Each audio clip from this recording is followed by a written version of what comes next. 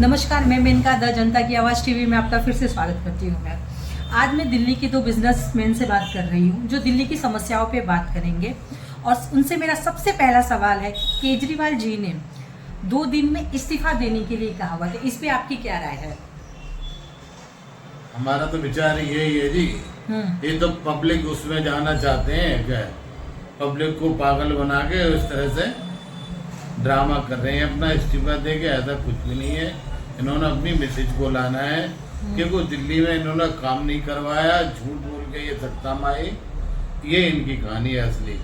और गलियों में देख लो, रोडों पे देख लो, इतनी गंदगी है बहुत। जब से ये एमसीडी में आए हैं कह रहे थे एमसीडी हमें दे दो तो हम दिल्ली का पेरिस बना देंगे, लेकिन इन्होंने दिल्ली का कोई भी काम नहीं किया आज दिन तक। और दिल्ली में इतनी गंदगी है, लोग इतना त्राहिमाम कर रहे हैं, नालियां भरी पड़ी हैं, नाले भरे पड़े हैं। और अभी हमारे यहाँ बहुत बड़ी घटना भी हो गई थी, यहाँ पे एक माँ बेटा जा रहे थे, नाले में डूब गए थे। ये हालत है, सब जगह इन्हीं की मेहरबानी है। सर, वो जो नाले वाली जो आप घटना कह रहे, जो गटर है वो डीडीए के अंडर में है। नहीं, हम आपको एमसीडी के नाले दिखा रहे हैं, हम आपको तो दिल्ली में ही ना, एमसीडी के नाले भी हैं, पार्क भी हैं, इतने बड़े बड़े गड्ढे हैं, सीवरेज खुले पड़े हैं, तो इनका कहीं कोई ध्यान नहीं जा रहा। ये सिर्फ अपनी कमाई का जरिया ढूंढते हैं, कोई काम नहीं करते। सर, जब केजरीवाल जी को कुछ मिले नहीं तो वो एलजी पे चले जाते हैं, इस पे आप क्या कहेंगे कि एलजी उनको काम करने नहीं देखो जी, हमें कोई काम करना हो तो एलजी साहब क्या रोक लेंगे? नहीं, हम मुख्यमंत्री हैं दिल्ली के। वो कहते हैं कि हमने दिल्ली में एजुकेशन और हेल्थ को वर्ल्ड क्लास बना दिया है। तो जब हेल्थ और एजुकेशन वर्ल्ड क्लास हो गया तो तब एलजी नहीं रोकते उनको, ये अफसर उनका सपोर्ट करते हैं वहाँ पे। तो और जब दूसरे काम की बात आती है तो हमें अफसर नहीं काम करने देते, हमें एलजी नहीं काम करने देते। तो फिर एजुकेशन और हेल्थ में कैसे वर्ल्ड क्लास हो गया? सर, वाकई जमीनी स्तर पे यहाँ पे एजुकेशन और हेल्थ बढ़िया है? कुछ भी नहीं है। यहाँ आप जाओगे ना, उसके अंदर गाय और भैंस बैठी होंगी, जो इन्होंने वो घर बनाए, कौन से दवाई घर जो बनाए हैं मोहल्ला क्लिनिकों में गाय और भैंस अंदर बैठी हुई हैं। कोई काम नहीं है इनका, न किसी को दवाई देना है, डॉक्टर भी नहीं है। कौन दवाई देगा? अच्छा, डॉक्टर भी वहाँ नहीं। ये तो और पार्टियों को बदनाम करते रहते हैं, खुद ही न काम करना है न करने देना है। अब इन्होंने जो ये स्टंट लिया हुआ है या पब्लिसिटी स्टंट कर दी, या इनको इनकी क्या भविष्य की नीति है, ये तो समय आने पे पता चलेगा।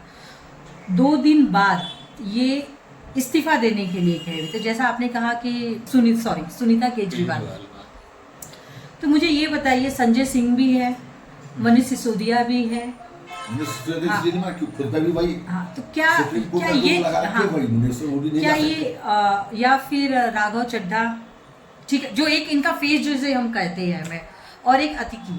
तो ये मुझे ये बताए कि इन चारों में से क्या वो ये नहीं कहेंगे कि फेस ये नहीं है जनता के बीच में? अतिशी का भी नाम आया हुआ था, फेस क्या है? लोग इनका भी नाम आया था उसमें, और कभी हो सकता है गिरफ्तार भी हो सकती है। और संजय सिंह खुद ही जमानत पे है, और मनीष सिसोदिया भी जमानत पे है, उन पे भी रोक लगी हुई है, साइन नहीं कर सकते, कार्यालय नहीं जा सकते, कोई काम नहीं कर सकते। तो इसलिए वो भी ये तो पब्लिक को पागल बनाने वाली बात है, जैसे खुद इन्होंने कोई काम नहीं किया आज दिन। मुझे ये बताइए आप, अगर उन्होंने 2 दिन बाद इस्तीफा दे दिए, ठीक है, मुख्यमंत्री का चेहरा कौन होगा?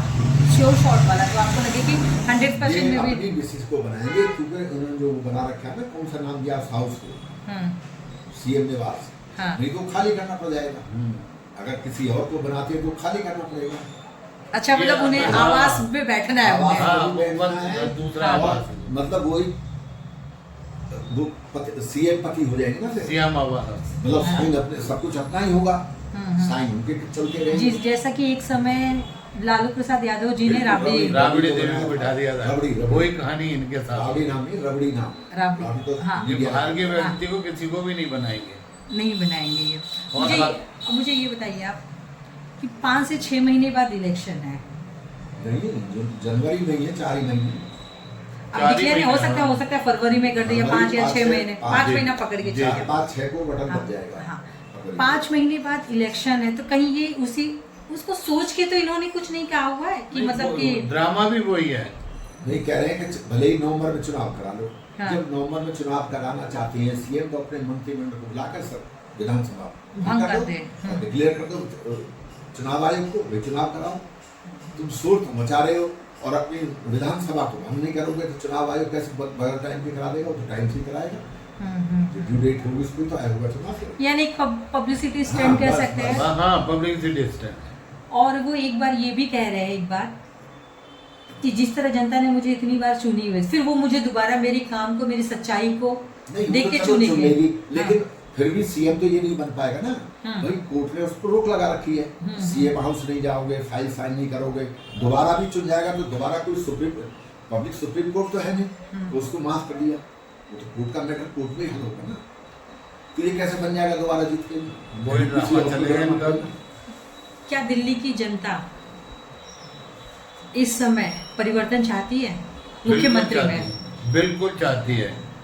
कोई अच्छा मुख्यमंत्री हो, अच्छी पार्टी हो जो हमारी दिल्ली का विकास करे। आपकी दिल्ली का? हाँ जी। सर, इतने साल से इन लोगों ने कूड़ा बना दिया दिल्ली का। कहाँ कह के आए थे कि हम दिल्ली को पेरिस बना देंगे, एमसीडी हमें दे दो। अब इनके पास एमसीडी भी है, उसके बाद भी इन्होंने कोई भी काम नहीं किया घोटाले के अलावा। जो लैंडफिल साइट है, हम सबके सब घोटालों में लगे हुए हैं। 2 साल से ज्यादा, 2.5 साल 3 साल होने जा रहे दिखे या 2 साल। मुझे ये वैसे में कोई सुधार नहीं होता है। 10 साल के लगभग केजरीवाल जी मुख्यमंत्री बने हुए। जी।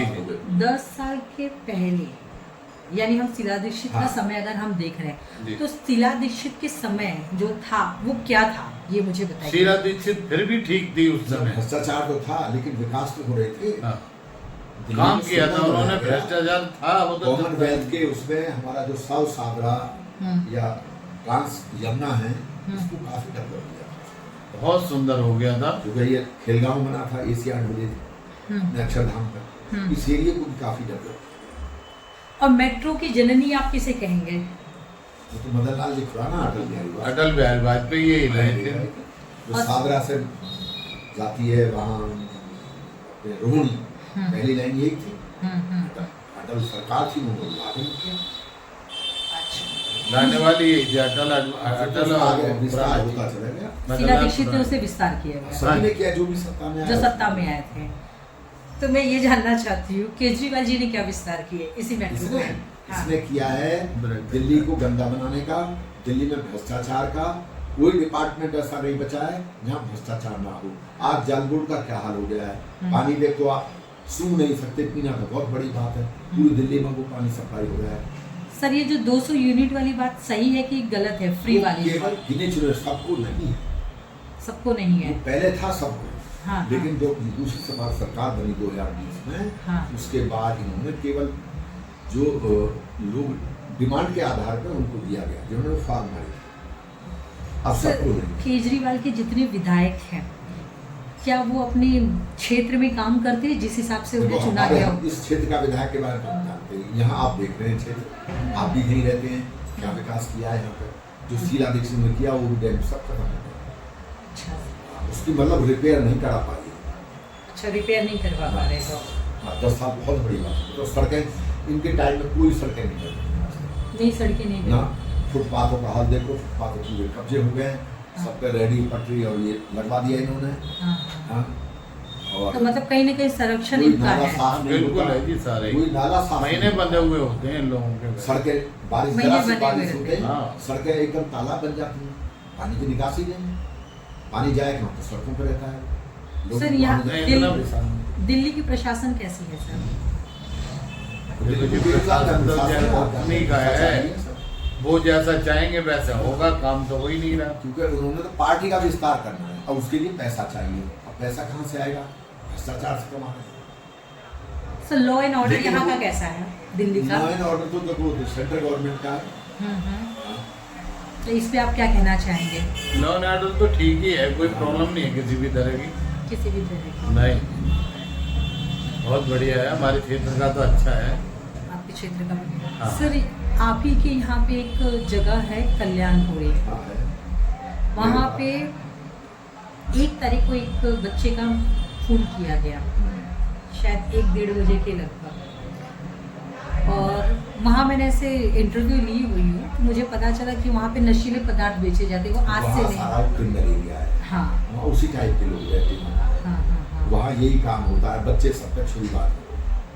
तो सर यहाँ पे मतलब कुछ ऐसे उन्हें रोकने के लिए या समझाने के लिए या कोई प्रशासन ऐसे नहीं कि चलो जो खराब हो गए, लेकिन एक प्रशासन की भी जिम्मेदारी होती है कि वहाँ पे लॉ एंड ऑर्डर वहाँ पे मेंटेन करके चले। वहाँ पुलिस खुद जाने से डरती है शाम के टाइम, बहुत खतरनाक लोग हो जाते हैं शाम को वहाँ पे वो तो नशा करके रखते हैं, हर टाइम चक्कू छुरी उनके हाथ में होता है, कभी भी कुछ कर सकते हैं। तो वो भी पुलिस वाले भी सोचते हैं कि वो अपनी जान गंवाओ। महिलाएं सुरक्षित है सर दिल्ली में? हाँ, महिलाओं के लिए तो कोई प्रॉब्लम नहीं है किसी भी तरह की। रोड पे तो सब ठीक है। अब घर में किसके क्या चल रहा है, हाँ, वो तो कुछ कह ही नहीं सकते। उनका इंटरनल मैटर होता है, हम आपस में घर में लड़ाई झगड़े, फैमिली मैटर ये तो रहते ही। सर केजरीवाल जी पे अगर आपको एक लाइन कहने को कहा जाए तो आप क्या कहेंगे उन्हें? मैं तो भ्रष्ट ही कहूँगा मैं तो सबसे जनता ज्यादा। का सबसे चालाक हाँ। डकैत, बहुत चालाकी से डकैती डालता है, प्रूफ नहीं छोड़ता है, प्रूफ नहीं छोड़ता है। क्योंकि हाँ हाँ वो IAS पे सेलेक्ट हो गया था, हाँ हाँ तो वहाँ सब चालाकी सीख ली है उसने। हाँ हाँ डकैती डालता है बड़ी, लेकिन प्रूफ नहीं करता, अपने साइन नहीं करता, हाँ। चलिए अपनी मिनिस्ट्री रखी हुई है। हाँ हाँ उसके बाद पैसा अपने पास नहीं, हाँ फोन के थ्रू बाहर से बाहर सिर्फ रोटेट हो जाता है। हाँ, कहता है जी चवन्नी मिली, चवन्नी मिले कैसे, तू नजदीक नहीं आने दिया कैसे। अच्छा जो कॉल थी वो सब जला दी गई, हाँ, इधर के लोग लगे उसका हुए हैं। अपना फोन था, यानी सुप्रीम कोर्ट के आदेश पर भी फोन दिया CBI, उसमें कॉल निकाल दिया है, मीडिया का ऐसा बहुत बड़ा कानून उसके हाथ में गया है। केजरीवाल जी जब मुख्यमंत्री नहीं थे उन्होंने अन्ना आंदोलन किए हुए थे, तो क्या वो अन्ना जी के मार्गदर्शन पे चले?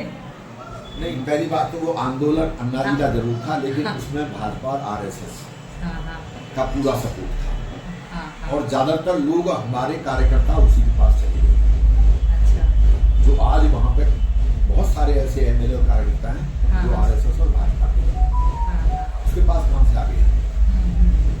पढ़ा लिखा था। उसका तो अपना एक भी नहीं। उसके बाद अन्ना ने बहुत सारे यहाँ आंदोलन किए हैं, हाँ हाँ वो 100 की भीड़ नहीं जुटा पाएगा।